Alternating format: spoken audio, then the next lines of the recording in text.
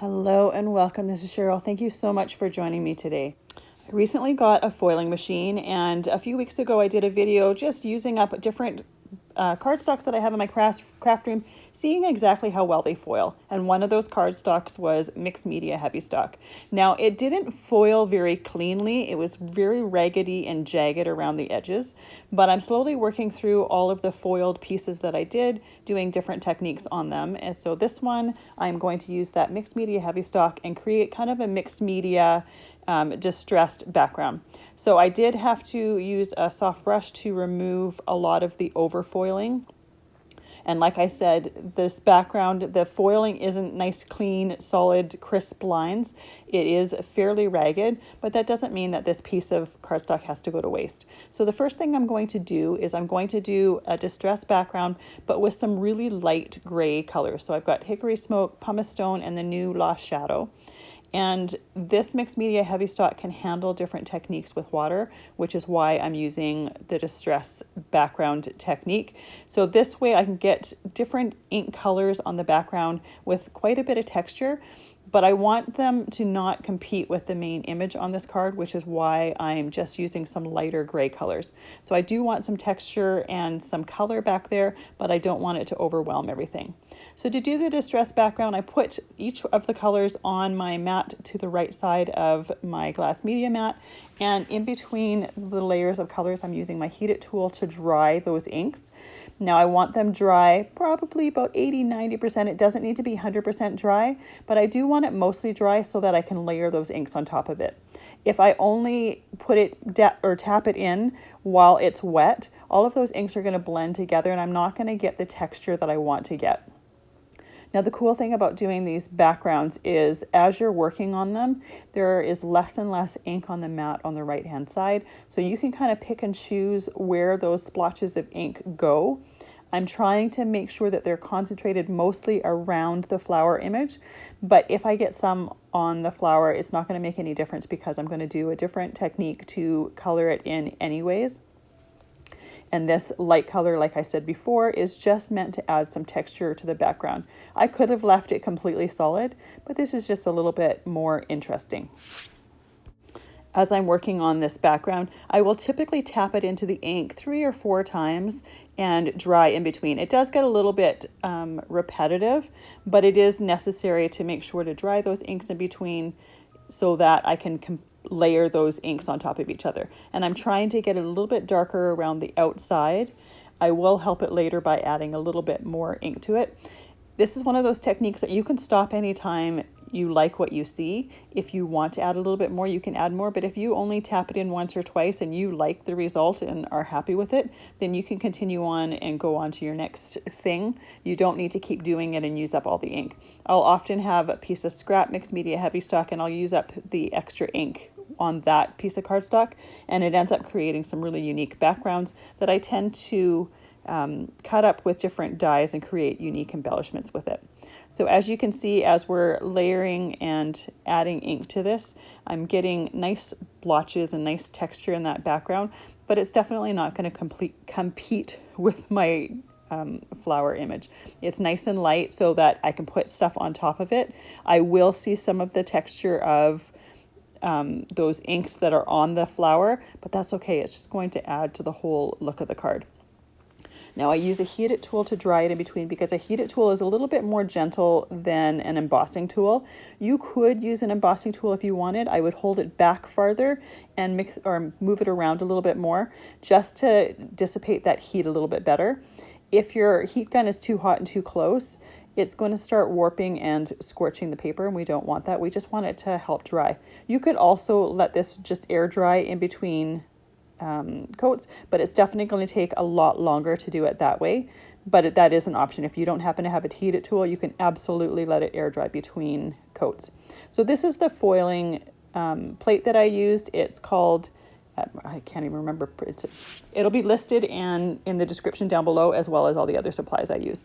There is a die that matches it, which I have on order and I'm waiting for. There is also the same image, but in a stamp form.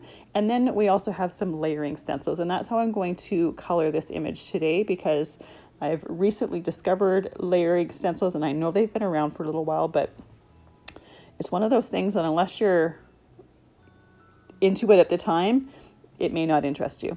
So I'm using some peaches and corals for the flower image. I'm starting with the lightest color, and I'm trying to concentrate some of the darker part of the color in the center of the flower so that my petals are a little bit darker towards the center of my flower. So in order to have a little bit more control over it, I took a more detailed blending brush to concentrate the color where I wanted it to be a little bit darker. I'm also blending the brush in a clockwise manner as well as counterclockwise to make sure that I get it around all of the edges that I want it to. I found that if you only blended with your blending brush one way for these layering stencils, you tended to get a buildup on one side of the stencil, and I wanted to make sure it was nice and even. So once again, I'm using that detailed blending brush to get more dark color where I want it in the flower. Once I have that one done, I'm moving on to layer number 2. And these stencils are great because it says right on them what layer it is. You don't necessarily have to do the layers in order if you don't want to, but it is nice that it tells you exactly which order they intend for them to go in. So the second stencil is one of the leaf stencils, and I'm doing the same thing as the flower. I am using the lighter of the two greens that I'm using, and I'm trying to concentrate the darker color at the base of each of the leaves as well as the bases of the flowers. Now for the leaf stencil, there is a second one that does some darker areas with the stems and stuff like that. So I'm not going in with the detail brush for that. The third stencil is some highlight parts for the flowers. It tends to put a little bit of darker area around the outside of the flowers and some towards the center. But what I did after I stenciled it is I took that detail brush and I just kind of blended some of those areas out so they weren't so stark and dark in some of the areas that I wanted them to be blended out a little bit. Because I still had some of the light ink on my brush, it helped with that as well. The fourth stencil is the darker of the green, so it's going to do the veins and the leaves as well as the stems. So I've got a dark green here, and with all of these, again, I'm doing clockwise as well as counterclockwise to make sure that I get my inking on evenly. The last stencil is for the centers of the flowers. Now I'm using one of the grays that I have for the background here, and it's Hickory Smoke, so it's the darker of the grays. But I wanted to do some glitter paste, but I didn't want it to be just completely clear. I wanted it to have some of the gray tones that I have in my background to tie that in together.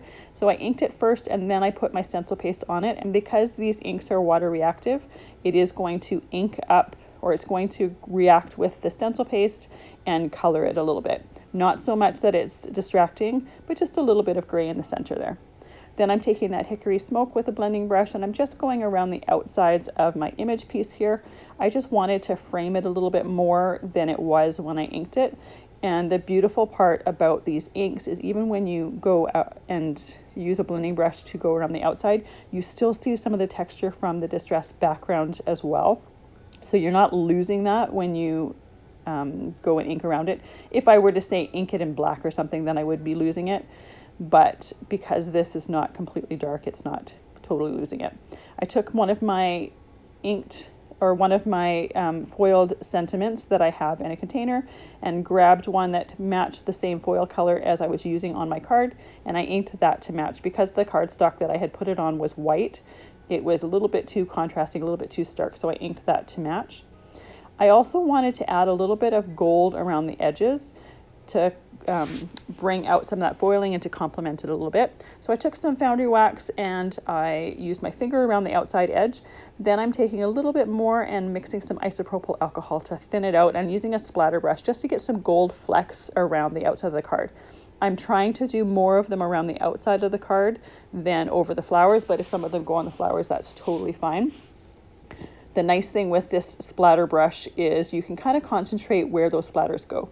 And the nice thing about foundry wax is it completely cleans up with isopropyl alcohol or hand sanitizer, so it's very easy to clean up. In order to bring that leafing to the surface, I need to use a heat tool to raise it, and it works very similar to embossing, but it works a lot faster. So you'll see the leafing come to the surface very, very quickly when you blast it with the heat tool. Now that I have that image completely done, and hopefully you can see the little flecks of gold in that background because they really look lovely and they're nice and fine. I'm going to take my image piece here and I'm going to glue it to the base of the card. So I chose a color that is very similar to the flower color to bring those out of the card to completely frame it. I'm going to glue that to the front of the card, and then I like to put an acrylic block on top of there just to hold it down nice and flat while it dries and free up my hands to do other things. And I will take that same glue, I'm using Distress Collage Medium. I love it because it dries matte and it dries clear. So if anything happens to seep out, you won't even see that it's there. And I'm going to glue my sentiment to the center of the card. You could put it anywhere on the card. You could even put it inside the card if you wanted to. And once I've placed that where I want it to, I put the acrylic block back over top of it to hold it in place while it dries. And there is our completed card. So this is just to show you that if there is something that doesn't foil exactly how you want, it's not a waste. Play around with it. Thank you so much for watching. Have a great day.